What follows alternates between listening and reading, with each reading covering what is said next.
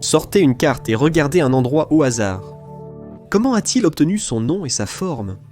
Et est-ce vraiment là où vous pensez qu'il est?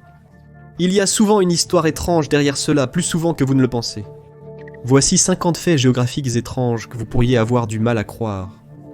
Commençons par le numéro 50. Le Groenland ne fait pas honneur à son nom. Le nom Groenland évoque des images de pâturage verdoyant, mais il est en réalité recouvert de glace à 80%. La contradiction provient d'une campagne de promotion menée par un condamné. En 982, Éric le Rouge a été exilé d'Islande après avoir été reconnu coupable du meurtre de 2 de ses voisins. Alors il a navigué vers la côte sud-ouest d'une nouvelle île, qui est sa partie la plus accueillante. Éric a appelé cet endroit Groenland, dans le but d'attirer plus de colons, et ça a marché. En toute équité, il faisait plus chaud à l'époque qu'aujourd'hui, et le nom de l'endroit parmi les peuples indigènes est Kalaallit Nunaat, terre des Groenlandais. Donc ils semblaient tous avoir la même idée. Fait numéro 49, l'Islande ce n'est pas si glacé. Tant qu'on est aussi loin au nord, on pourrait aussi bien regarder l'Islande, car il y a aussi une contradiction ici. Seulement 10 à 15% de l'île est réellement glacée. Les premiers colons semblaient le savoir et l'ont appelée Snowland. Puis, elle a été appelée Gardarsolmur, ou l'île de Gardar, d'après l'un des premiers arrivants. Ensuite est venu un viking nommé Ravnafloki Bilgerdarson, et l'endroit a beaucoup pris de lui. Sa fille s'est noyée pendant le voyage. Après cela, son bétail est mort de faim pendant le rude hiver. Un Floki déprimé a grimpé une montagne en essayant de trouver quelque chose de bon à propos de cet endroit, mais n'a trouvé qu'un fjord rempli de glace. Alors, il l'a appelé Islande. Le nom est resté, mais n'a pas découragé la colonisation de masse. Un de ses membres d'équipage a dit qu'elle était si riche que du beurre coulait de chaque brin d'herbe. Peut-être aurait-il dû essayer de la renommer Beurland. Numéro 48. Découvrir de nouvelles terres. Les Vikings n'étaient pas les seuls à donner des noms absurdes à des choses dans le Grand Nord. Environ 500 ans plus tard, la grande ère des découvertes en Europe a commencé, et une frénésie de dénomination a suivi. Juste 5 ans après Columbus, l'explorateur employé par les Anglais, John Cabot, a débarqué sur l'île que le roi Henri VII appellerait Terre-Neuve. Mais comme les autres lieux nouvellement découverts, ce n'était une nouvelle terre que pour les Européens. Il y avait déjà des gens qui y vivaient. À l'époque, il s'agissait des quelques 700 membres de la tribu Beothuk. Mais personne ne sait quel nom ils ont donné à l'île, parce qu'ils sont tous partis maintenant. Dans ce cas, les vainqueurs ont écrit l'histoire. Cependant, l'Angleterre aurait moins de chance plus à l'ouest. Numéro 47. La guerre était la raison pour laquelle les États-Unis ont acheté l'Alaska. L'Alaska est le plus grand État de l'Union, mais il est à plus de 500 miles du continent des États-Unis. Alors pourquoi l'Amérique était-elle intéressée? Après tout, l'accord pour l'acheter à la Russie en 1867 était si controversé qu'on l'appelait la folie de Seward. Blâmer le Canada et la guerre de Crimée pour cette étrangeté géographique. Les États-Unis ont essayé d'obtenir le Canada auparavant. Il a échoué à la fois lors de la Révolution et de la guerre de 1812, mais cela ne signifiait pas qu'il voulait abandonner. Dès 1848, le futur secrétaire d'État William Seward écrivait que les Américains étaient destinés à déferler comme des vagues irrésistibles jusqu'aux barrières de glace du Nord. Heureusement pour lui, la Russie a perdu la guerre de Crimée. Cela signifiait que la Russie et les États-Unis craignaient tous deux que la Grande-Bretagne n'ajoute l'Alaska à son territoire nord-américain. Ils ont donc convenu de la transaction. Cependant, l'histoire géographique de l'Alaska est loin d'être la plus étrange. 46 problèmes de la péninsule supérieure du Michigan. Regardez une carte, et vous pourriez penser que ce que les locaux appellent le Upper Peninsula du Michigan, ou la péninsule supérieure, devrait faire partie du Wisconsin. Cela aurait un sens géographique, mais cela ne serait pas dans l'intérêt de la paix. Revenez aux années 1780. Les États-Unis nouvellement indépendants ont acquis le territoire du Nord-Ouest, et ont l'intention de le diviser en 5 États. L'Ohio a été le premier d'entre eux, avec l'État en 1803. Mais les choses étaient loin d'être harmonieuses à l'époque. Les habitants du Michigan n'étaient pas heureux lorsque l'occasion de devenir un État est finalement arrivée, car ils pensaient que la frontière de l'Ohio était trop au nord. Ils voulaient pour eux-mêmes la bande de terre de l'Ohio sous le lac Erie, y compris la ville de Toledo. L'Ohio et le Michigan ont appelé leurs milices et ont failli en venir aux mains. C'est alors que le Congrès est intervenu. L'Ohio garderait Toledo, mais le Michigan a obtenu le Upper Peninsula en compensation. Le Wisconsin n'était pas content, mais ils n'ont pas fait la guerre pour ça. 45. La forme étrange du Maryland. Vous avez probablement remarqué à quel point le Maryland est bizarrement formé. Une partie semble comme si elle devrait être en Pennsylvanie ou en Virginie de l'Ouest, n'est-ce pas? À son point le plus étroit, il n'y a qu'un tampon d'1 mile entre ces deux États. C'est parce que le Maryland a perdu tous les litiges frontaliers qu'il a jamais eus. La frontière originale de 1632 était fixée à 40 degrés nord. La frontière sud était toute la branche nord du Potomac. Et tout va de mal en pis à partir de là. 50 ans plus tard, la frontière sud de la Pennsylvanie a été fixée à 40 degrés nord, mais le géomètre a utilisé une mauvaise carte et est allé plus au sud. Le résultat a été la guerre de Cresap dans les années 1730. Le différend a été réglé avec la création de la ligne Mason-Dixon. En conséquence, Philadelphie n'est pas dans le Maryland, et l'ouest du Maryland a l'air assez étrange.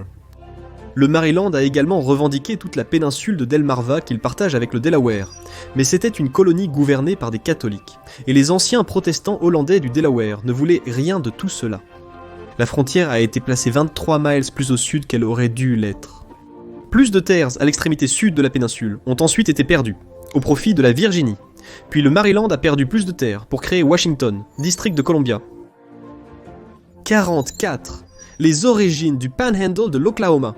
Le Maryland est loin d'être le seul État à avoir des frontières étranges. Certaines d'entre elles reflètent une partie beaucoup plus sombre de l'histoire américaine, l'héritage de l'esclavage. Vous êtes-vous déjà demandé pourquoi l'Oklahoma a une bande étroite? Il mesure 167 miles de long, mais seulement 34 miles et demi de large, et il est si peu peuplé qu'il était autrefois appelé No Man's Land. Alors pourquoi ne fait-il pas simplement partie du Texas? Parce que le Texas a perturbé le délicat équilibre des pouvoirs, lorsqu'il a rejoint l'Union en tant qu'État esclavagiste. Le compromis du Missouri de 1820 a fixé la frontière sud du Missouri comme la limite nord, où l'esclavage serait autorisé dans les territoires restants de l'achat de la Louisiane. Si vous regardez de près, vous verrez que le Panhandle correspond exactement à la frontière du Missouri. C'est parce que le Texas a abandonné beaucoup de territoires nord qu'il revendiquait dans le compromis de 1850. Et pour protéger les Cherokees, la frontière du Kansas avec le Texas a été déplacée un peu plus au nord, laissant un étrange rectangle appelé la bande neutre. Cela est resté ainsi jusqu'en 1890, lorsque cela a finalement été rattaché au territoire de l'Oklahoma. Numéro 43. Les routes de la ruée vers l'or de l'Idaho. Allons un peu plus au nord. Est-ce que la poignée de l'Idaho ne ressemble pas à ce qu'elle devrait être une partie de Washington? Elle l'était en fait une fois. Tout l'Idaho l'était. Mais en 1860, les colons ont trouvé de l'or dans la poignée actuelle. Les gens affluaient de Californie, et ils ont commencé à exiger un gouvernement local. La législature de Washington ne voulait pas déplacer la capitale à l'est d'Olympia, alors le Congrès est intervenu et a créé le territoire de l'Idaho en 1863, qui comprenait la poignée de main. L'or était trop pour les Washingtoniens à gérer. Les Alabamiens ont opposé une résistance plus farouche. Numéro 42. La Panhandle de la Floride ou de l'Alabama. Pourquoi la Panhandle de la Floride n'est-elle pas allée en Alabama? Revenons en 1763, lorsque la Grande-Bretagne a pris le contrôle de la Floride à l'Espagne. La Floride de l'Ouest, qui comprend maintenant la Panhandle, a vu affluer un grand nombre de colons anglophones, dont beaucoup venaient de ce qui serait l'Alabama, c'est pourquoi ils partagent encore aujourd'hui des similitudes culturelles. L'Espagne a récupéré la Floride à la fin de la Révolution, mais n'a pas pu la conserver après l'achat de la Louisiane. La Floride est devenue un État avec les anciennes frontières de la Floride de l'Ouest, de l'époque coloniale intacte. Les colons culturellement alabamiens ont demandé à ce qu'il soit attribué à l'Alabama 7 fois entre 1811 et 1901, et Montgomery a offert de l'acheter plus d'une fois. La Floride a dit non dans tous les cas. Ou bien, au moins, ils ne se sont pas poursuivis en justice à ce sujet. Ce n'est pas le cas avec le prochain. 41. Les limites d'Ellis Island. Pour des millions d'immigrants, Ellis Island était la porte d'entrée vers une nouvelle vie avec New York comme point de départ. Mais la majeure partie se trouve en réalité dans le New Jersey. En 1834, les deux États se sont mis d'accord sur une frontière au milieu de la rivière Hudson et au milieu de la baie de New York. À l'époque, Ellis Island avait une superficie d'environ 2 acres et 3 quarts. Elle se trouvait du côté du New Jersey de la ligne, mais elle était considérée comme appartenant à New York. Tous les terrains submergés entourant l'île seraient ceux du New Jersey. Ça semble compliqué, n'est-ce pas? Eh bien, ça va empirer En 1890, le gouvernement fédéral a commencé à combler les terres submergées autour de l'île, afin qu'elles puissent être utilisées comme station d'immigration. Elle s'est agrandie jusqu'à 27 acres et demi, le New Jersey revendiquant la propriété de toutes les nouvelles terres, mais New York a fait de même. La Cour suprême a réglé le différend en 1998, statuant que le New Jersey a la souveraineté sur toutes les terres remblayées, tandis que la partie naturelle appartient à New York. Cela inclut la plupart du bâtiment principal de l'immigration, mais seulement des parties des autres sites. Ils sont tous maintenant une exclave, entourée par le territoire du New Jersey. 40e fait, l'état d'origine de la Dame Liberté.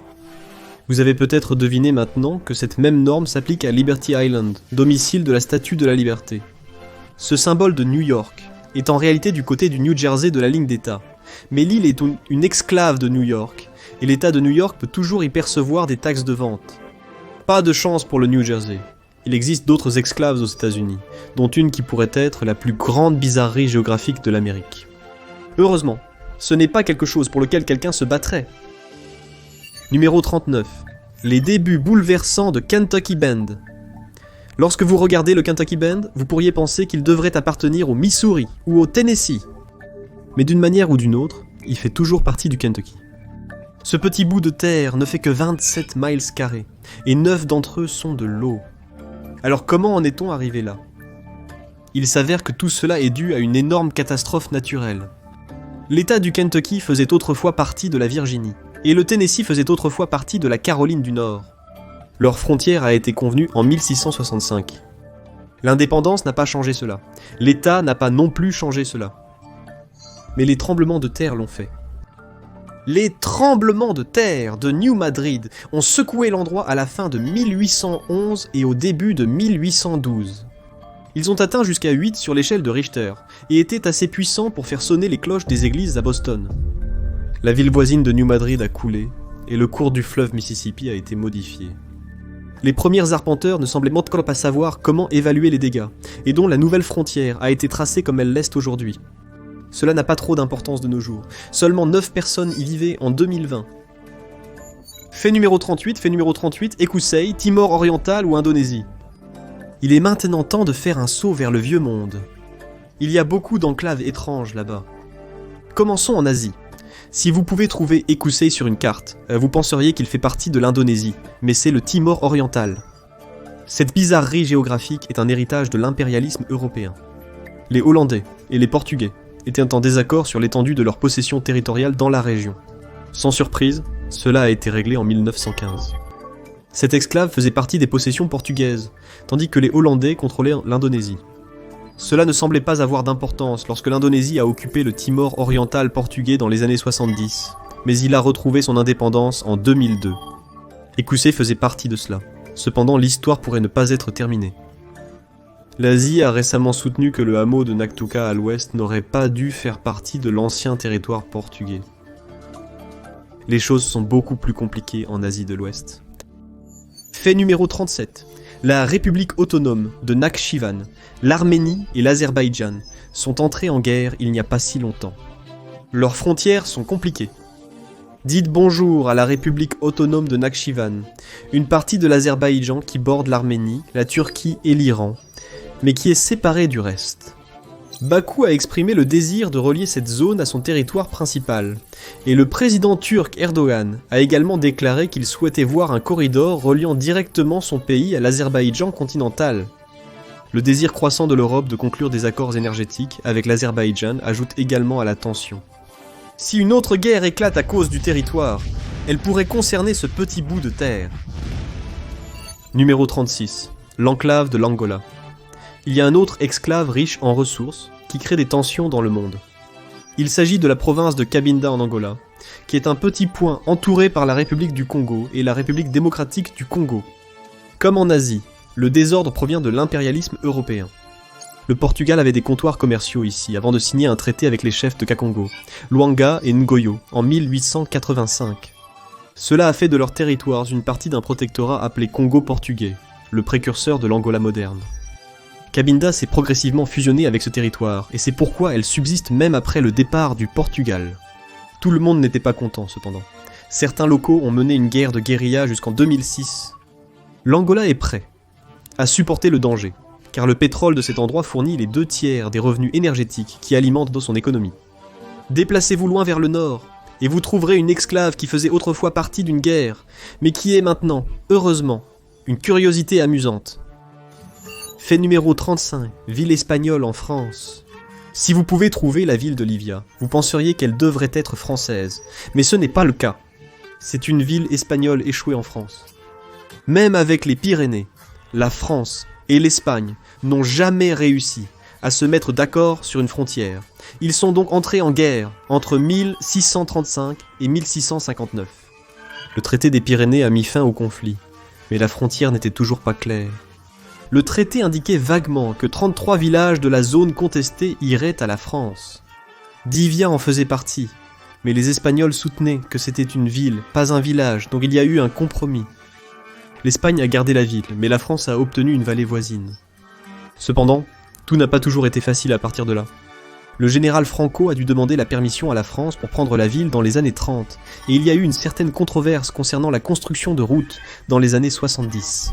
Cependant, les choses se sont améliorées pour eux avec la mise en œuvre de l'espace Schengen de l'Union européenne en 1985. Numéro 34, échange d'îles. Il y a un autre héritage étrange du traité des Pyrénées, que vous pourriez trouver encore plus difficile à croire. Bien à l'ouest de Livia, il y a l'île aux faisans. Elle est juste au milieu de la ligne du traité. Alors, qui la contrôle ? En réalité, les deux pays. L'Espagne est en charge de février à juillet, tandis que la France prend le relais entre août et janvier. Heureusement, personne n'y vit. Elle a plutôt été utilisée pour des romances royales, en quelque sorte. Louis XIV et Louis XV ont tous deux rencontré leurs futures épouses là-bas, bien que le numéro 15 n'ait jamais épousé sa promise. Tant pis pour la romance. Fait numéro 33, un morceau d'Espagne en Afrique. L'Espagne a des enclaves partout. 2 villes au Maroc, Ceuta et Melilla. Ce sont des destinations touristiques populaires, mais les Marocains contestent la propriété de l'Espagne sur elles, qui remonte au XVe et XVIe siècle. Ceuta a même résisté à un siège de 30 ans au XVIIIe siècle. Cependant, le Maroc n'a pas abandonné. En mai 2021, les gardes marocains ont laissé plus de 8000 immigrants traverser les villes en une journée pour faire pression sur les Espagnols. L'Espagne rejette toujours toute revendication marocaine sur les villes. Dirigeons-nous vers le nord, vers une esclave plus paisible. 32. La ville suisse de l'Italie. Il y a une partie de l'Italie en Suisse. C'est Campione d'Italia. Elle est à moins d'1 mile de la frontière italienne, bien que vous deviez conduire 15 miles et demi pour atteindre Como, la ville italienne la plus proche d'importance. C'est petit, seulement 1 mile carré en face de la ville suisse de Lugano de l'autre côté du lac. Mais cette bizarrerie a une origine ancienne. La ville existe depuis l'époque romaine. En 777, le seigneur local a laissé sa propriété à l'archevêque de Milan, ce qui signifie qu'elle est devenue un état papal. Cela est resté ainsi jusqu'à 1000 ans plus tard, lorsque la Suisse a pris le contrôle de la région environnante. L'Italie a absorbé les états papaux 100 ans plus tard, ce qui incluait cette enclave. Le nom moderne remonte à Mussolini, car il voulait rendre clair son statut italien. Allons au nord, à la frontière entre la Belgique et les Pays-Bas. Cet endroit a toujours été compliqué. Des héritages royaux, des guerres de religion, des choses comme ça. On pourrait penser que ces problèmes seraient résolus aujourd'hui, mais regardez de plus près. La municipalité néerlandaise de Barla-Nassau accueille près de 22 enclaves belges. Ils ressemblent à des amibes sur une carte, avec des esclaves néerlandaises au cœur de l'amibe. Les frontières traversent même des bâtiments individuels. La confusion remonte à 1831, lorsque la Belgique a déclaré son indépendance des Pays-Bas. Le désordre était si compliqué que les frontières n'ont pas été finalisées avant 1995. Les habitants et les dirigeants locaux essaient de tirer le meilleur parti de la situation. Et aujourd'hui, la situation est considérée comme un exemple de la manière dont 2 pays différents peuvent vivre si étroitement ensemble en paix. Fait numéro 30. Le conflit des enclaves entre l'Inde et le Bangladesh. Même la frontière belgo-néerlandaise n'a rien à voir avec la récente frontière de l'Inde avec le Bangladesh. Vous avez probablement remarqué sa forme étrange, mais ce n'est qu'une infime partie de l'histoire. Lorsque les Britanniques ont partitionné l'Inde, ils ont laissé 162 enclaves entre elles et ce qui est devenu le Bangladesh. Il pouvait être aussi petit qu'un acre ou aussi grand que 10 miles carrés, et il y avait des enclaves dans les enclaves. Parfois, la frontière passait même à travers de petites maisons. L'Inde et le Bangladesh ont finalement commencé à les échanger en 2015. Numéro 29. Kaliningrad, l'un des endroits les plus lourdement armés du monde. Il y a une exclave encore plus politiquement compliquée en Europe, une qui, espérons-le, ne fera pas partie d'une guerre moderne. C'est Kaliningrad, et c'est l'un des endroits les plus lourdement armés du monde. Kaliningrad faisait autrefois partie de l'Allemagne, et s'appelait Königsberg, que le corridor polonais a coupé du continent. Lorsque l'armée rouge l'a prise à la fin de la Seconde Guerre mondiale, Staline a insisté pour la garder. La Russie a conservé Kaliningrad après l'effondrement de l'Union soviétique, car elle faisait partie de l'ancienne République socialiste soviétique russe. Staline a veillé à expulser les Allemands de là et à la repeupler avec des Russes. C'est pourquoi les Allemands n'ont pas bronché quand elle est restée russe après 1991. Peut-être qu'ils le regrettent aujourd'hui. Numéro 28. La forêt noire. Les Allemands ont un trésor bien plus précieux à l'intérieur de leurs frontières, la forêt noire. C'est un endroit magnifique, rempli de charmants villages au milieu d'un paysage verdoyant et luxuriant. Mais c'est probablement pour cela qu'il tire son nom trompeur. Les arbres peuvent être poussés très épais ici. Il y a une étendue de 100 miles de pins si dense que le soleil peine à atteindre le sol de la forêt. Cela peut être une expérience effrayante.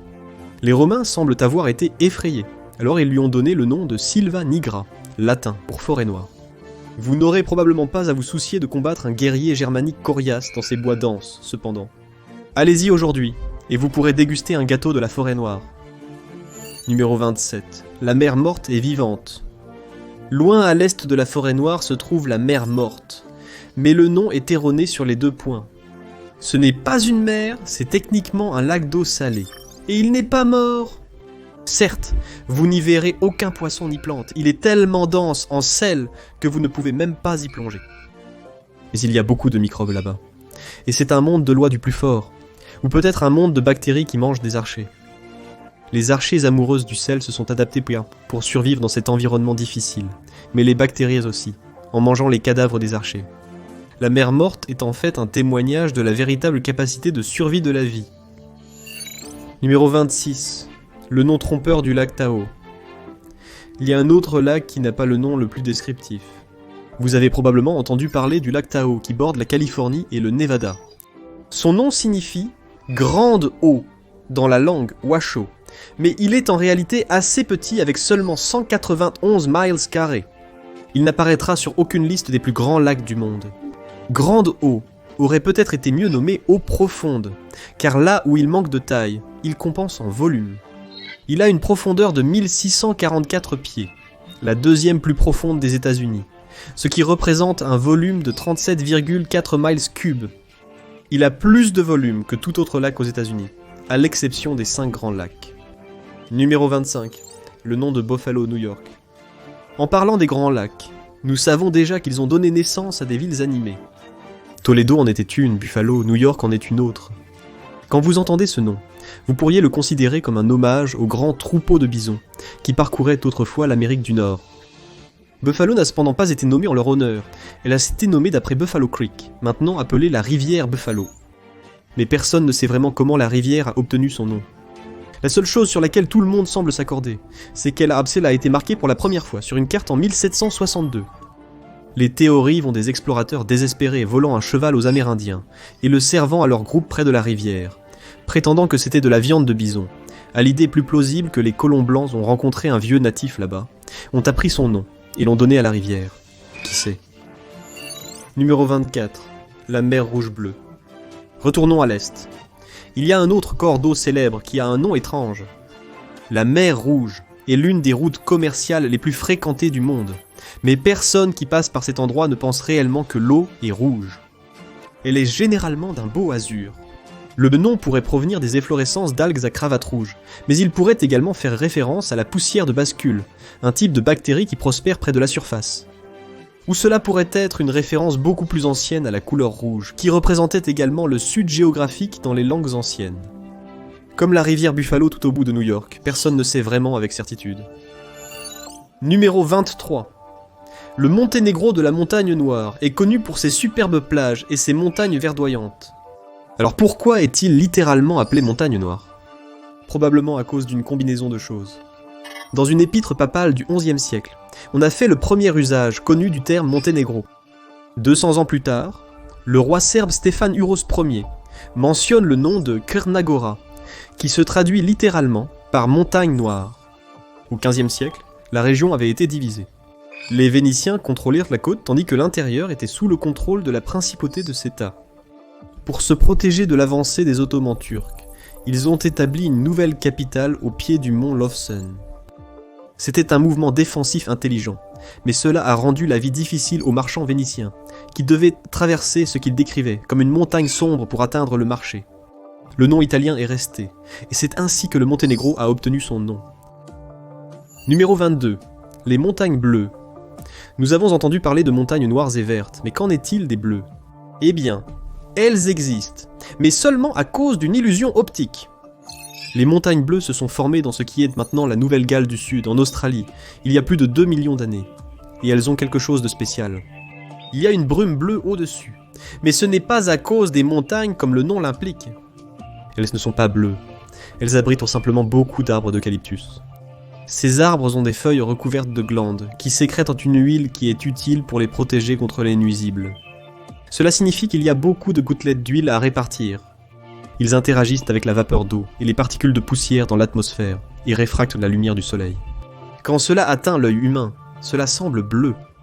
C'est une astuce, mais cela donne un nom mémorable. Beaucoup plus distinctif que les montagnes de Carmarthen ou la colline de Lansdowne, n'est-ce pas ? C'est ce que l'un des premiers gouverneurs de l'endroit voulait les appeler en 1788. Parfois, il vaut mieux laisser la nature suivre son cours. Fait numéro 21. Wyoming, Pennsylvanie. Le Wyoming a une origine étonnamment indirecte. Il n'est pas nommé d'après une montagne, mais d'après une vallée en Pennsylvanie. La vallée du Wyoming a été creusée par la rivière Susquehanna, et en 1754, les Iroquois l'ont vendue à une entreprise basée au Connecticut. D'autres tribus, dont les Delaware, qui auraient pu donner son nom à la vallée, n'ont pas été consultées. Certains disent que Wyoming vient d'un mot Delaware, signifiant aux grandes plaines. D'autres le font remonter à une expression algonquine, signifiant grand lieu de prairie. L'accord sur le terrain a fait long feu, grâce à la guerre franco-indienne et plus tard à la Révolution américaine. D'ici 1782, la Pennsylvanie avait pris le dessus. Des décennies plus tard, en 1865, un député nommé James M. Ashley, qui avait grandi dans la vallée de Wyoming, a suggéré le nom de territoire de Wyoming pour la région à l'ouest. Mais lorsqu'il a réellement visité, il n'a pas été impressionné, se plaignant apparemment qu'un acre sur 1000 ne peut être irrigué. Fait numéro 20. La ville d'Amérique en Chine.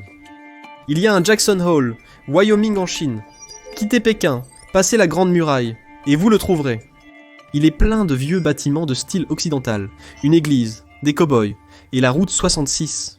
Personne n'a pris la peine de dire à l'architecte que la route 66 ne passe pas par le Wyoming, mais apparemment, l'endroit se porte plutôt bien. Il compte 10 000 résidents, et certaines maisons y ont été vendues pour l'Iran pour 2 millions de dollars. Toutes les villes copiées de Chine ne peuvent pas en dire autant, cependant. Plus d'informations à leur sujet dans un instant. Fait numéro 19. Le plus petit pays du monde. Et si un pays pouvait être plus petit qu'une ville ? Regardez le Vatican, et vous penseriez qu'il est à Rome, mais ce n'est pas le cas. C'est un pays entouré par Rome. C'est le plus petit pays du monde, mais pourquoi en est-il ainsi ? C'est le seul territoire restant des États pontificaux, dont le statut a été soigneusement négocié par les traités de Latran de 1929. Il bénéficie d'une reconnaissance internationale complète et de la souveraineté sur son propre territoire. C'est pourquoi il est plus logique d'appeler cet endroit son propre pays plutôt qu'une ville, qui est généralement définie comme un grand centre de population, ce que le Vatican n'est pas. Mais la cité du Vatican n'est pas le seul pays entouré par un autre. Numéro 18. Le sympathique San Marino. San Marino est un autre pays complètement entouré par l'Italie, donc vous pourriez ne pas le trouver sur une carte. Il ne fait que 24 miles carrés avec 33 000 personnes. Alors comment est-il resté indépendant ? Il a une longue histoire de diplomatie parfaite. Il a échappé à Napoléon parce qu'il aimait son leader. Lorsque le grand unificateur italien Giuseppe Garibaldi a été encerclé par les troupes autrichiennes, lui et ses hommes ont cherché refuge à San Marino. Il n'a jamais oublié ce qu'il a fait pour lui, et l'a remboursé quand il a demandé à rester indépendant. Elle était restée neutre pendant la Première Guerre mondiale, mais a envoyé 10 assistants médicaux à l'armée italienne pour rester en bons termes avec Rome. Puis elle a flirté avec le fascisme, reflétant presque jour pour jour l'ascension et la chute de Mussolini. Le stratagème du miroir a manifestement fonctionné. Numéro 17. Petit Lesotho. Avez-vous remarqué un petit cercle en Afrique du Sud? C'est le Lesotho. Pourquoi est-ce ainsi? Eh bien, c'est un autre héritage de l'impérialisme européen. L'Afrique du Sud était très convoitée au XIXe siècle. Les Soto qui y vivaient se sont unis en un état défensif appelé Basotoland, ce qui ne devrait pas être surprenant étant donné la forme. Ils ont essayé de tenir à distance à la fois les Britanniques et les Boers, mais les Britanniques n'aimaient pas non plus les Boers, alors ils en ont fait un protectorat. Ce n'était cependant pas la fin de l'histoire. Beaucoup de combats et de compromis étaient encore à venir, mais le Lesotho a été maintenu séparé de l'Union de l'Afrique du Sud qui s'est formée en 1910. En 1966, il a obtenu son indépendance. Restons avec le Lesotho. Il détient une autre curiosité géographique. Numéro 16. Skier en Afrique. Quand vous pensez au sport d'hiver, vous ne pensez pas à l'Afrique. Alors pourquoi le Lesotho accueille-t-il l'une des rares stations de ski du continent? Regardez cette frontière est avec l'Afrique du Sud, avec les montagnes Drakensberg. Le pic le plus élevé est à 11 000 pieds au-dessus du niveau de la mer. Le pub le plus haut de toute l'Afrique s'y trouve aussi, à seulement 2000 pieds de Conco de moins. Il y a un endroit beaucoup moins accueillant, sur un autre continent. Mais les locaux se sont bien adaptés. Queens. Base spatiale et du Kazakhstan. Loin au nord du Lesotho se trouve un étrange avant-poste géopolitique, Baïkonour. Techniquement, c'est une partie du Kazakhstan, mais ce n'est pas le Kazakhstan qui le gère, c'est la Russie. La ville et les environs sont loués par la Russie, qui paie 115 millions de loyers chaque année pour maintenir le contrôle jusqu'à au moins 2050. Le territoire encerclé est précieux pour sa base spatiale, qui date de l'époque soviétique. Numéro 14. L'oblast juif. Saviez-vous qu'il existe une région explicitement juive en Russie? C'est l'oblast autonome juif. L'Union soviétique l'a créé dans les années 20 dans le cadre d'une célébration de la diversité ethnique de la nouvelle nation. C'est la première zone juive moderne du monde. Elle se trouve dans l'extrême-orient, près de la frontière chinoise. 25% de sa population était juive à son apogée à la fin des années 40. Mais elle était mal située. En été, il y avait des marécages et des insectes. En hiver, il y avait des températures sibériennes. Les soviétiques n'étaient pas non plus doués pour imiter la culture juive. Ils pensaient que l'utilisation du yiddish suffirait, et en 1991, il restait peu de juifs. Le recensement russe de 2021 a estimé sa population à un peu plus de 150 000, avec seulement 837 juifs restants, bien que l'oblast conserve son statut. Sous terre en Australie, bravez l'arrière-pays, et vous trouverez Coober Pedy. Population 2500. Vous remarquerez d'abord des bâtiments d'apparence normale, mais ce n'est pas là que les gens vivent, réellement. Comme il fait parfois 130 degrés à l'extérieur, la vraie ville se trouve à 13 pieds sous terre. Vous devez passer par les bâtiments ordinaires pour y arriver. Là, vous pouvez profiter des boutiques, des restaurants, et même d'une église orthodoxe taillée dans la roche. Fait numéro 12. L'île fantôme du Japon. Coober Pedy est rude, mais des gens y vivent réellement. Ce n'est pas le cas avec l'île fantôme du Japon, Ashima, près de Nagasaki. C'était autrefois une ville en plein essor. Le Japon y a découvert du charbon de haute qualité, mais c'est un environnement rude. Vous pouvez vous attendre à des vagues scélérates, des vents forts et des typhons fréquents. En 1931, l'île a été fortifiée contre les éléments, avec de meilleures commodités pour les travailleurs et leurs familles. Mais la mer créait une atmosphère avec 95% d'humidité, ce qui faisait adhérer les fumées de charbon à la peau des résidents. Les travailleurs y étaient payés plus que leurs homologues du continent, mais ce n'était pas suffisant. Alors, le Japon a forcé les travailleurs chinois et coréens captifs à accomplir les tâches les plus ingrates. Le Japon n'a jamais reconnu cette faute. Les gens ont progressivement quitté après la guerre, et l'île a finalement été fermée dans les années 70. Aujourd'hui, c'est un site du patrimoine mondial controversé et une attraction touristique. Ce n'est pas la seule ville fantôme de la région.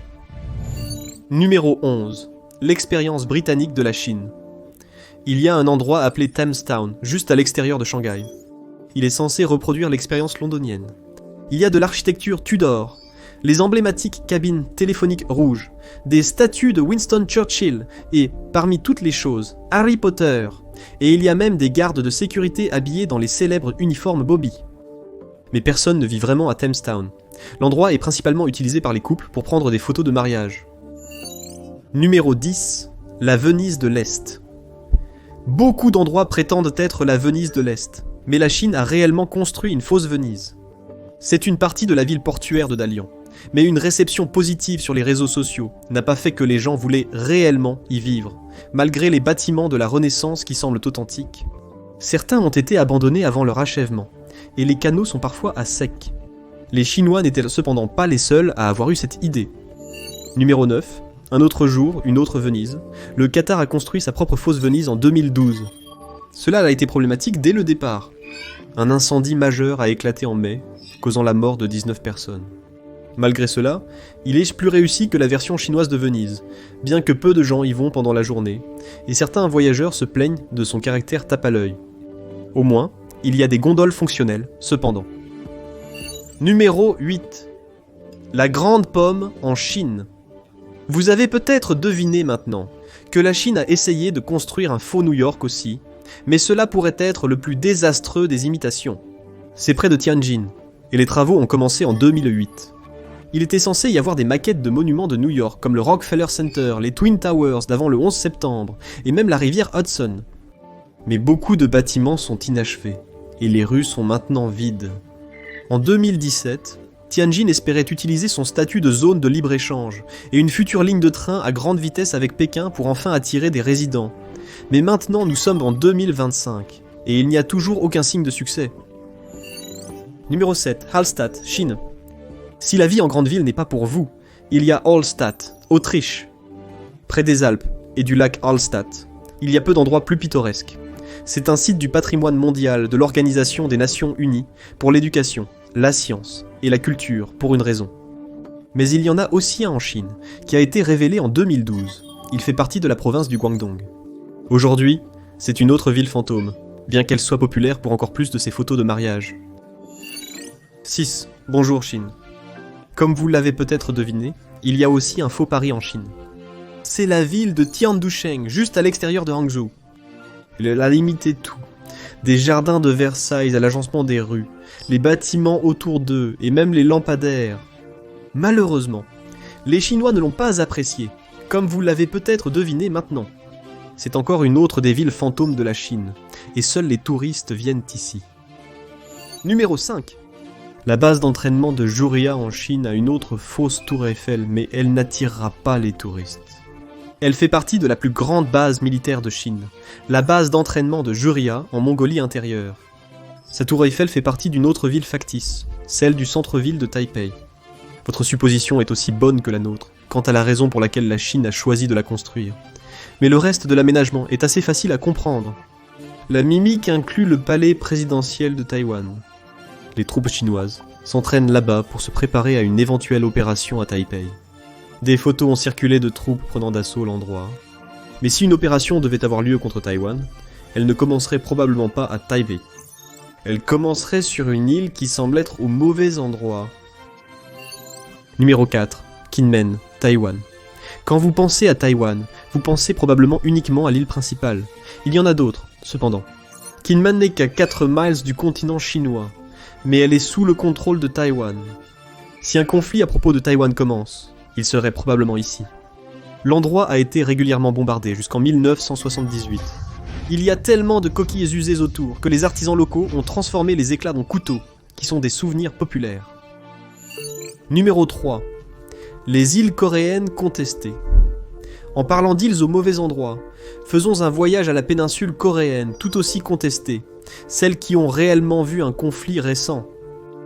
Il y a 5 îles dans la mer Jaune, au large de la côte de la Corée du Nord. Vous penseriez qu'elles font partie du royaume ermite alors, mais ce n'est pas le cas. Elles sont en Corée du Sud. Yongpyong n'est qu'à 1,8 miles de distance.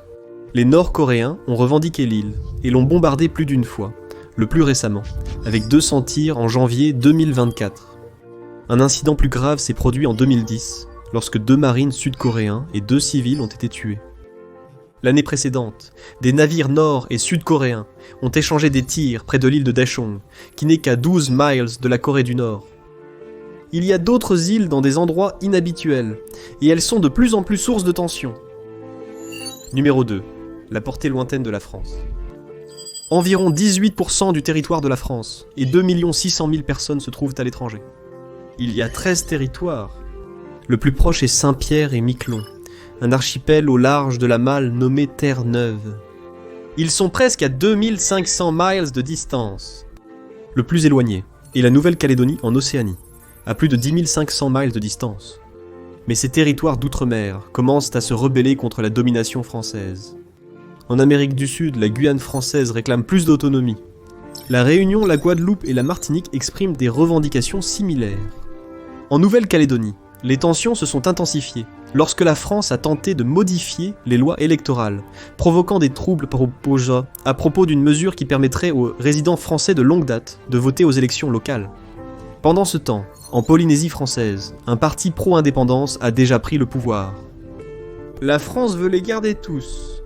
Ces régions donnent à la France la plus grande zone économique exclusive du monde, ce qui signifie qu'elle a le monopole de toutes les ressources maritimes à proximité. Regardez une carte, et vous penseriez que ces ressources ne devraient pas aller à la lointaine France, mais selon le droit international, elles le font.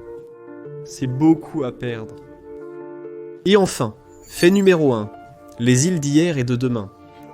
Nous savons maintenant qu'il est possible d'être dans 2 pays différents en même temps, mais peut-on être à 2 moments différents en même temps? Eh bien, en quelque sorte. Retournez en Alaska. La folie de Seward a fixé la frontière maritime entre la Russie et les États-Unis entre l'île Big Diomede et l'île Little Diomede. Ils ne sont qu'à 2 miles et demi l'un de l'autre, mais le décalage horaire entre eux est de 20 ou 21 heures, selon l'heure d'été. Cela est dû à la ligne de date internationale qui passe juste à la frontière dans l'espace entre eux. Donc, si nous sommes le 14 mars sur l'île de Little Diomede, nous sommes le 15 mars à seulement 2 miles et demi de distance. C'est pourquoi on les surnomme l'île d'hier et l'île de demain. Donc, si vous prenez un bateau depuis l'une des îles et vous allongez à travers la frontière, vous pouvez vivre 2 jours à la fois. En quelque sorte, merci de m'avoir rejoint aujourd'hui. J'espère que vous avez apprécié la vidéo, et si vous voulez voir plus de vidéos comme celle-ci, alors veuillez envisager de vous abonner et d'activer les notifications. Cela fait vraiment une différence. Merci encore, et je vous verrai la prochaine fois sur MathMac.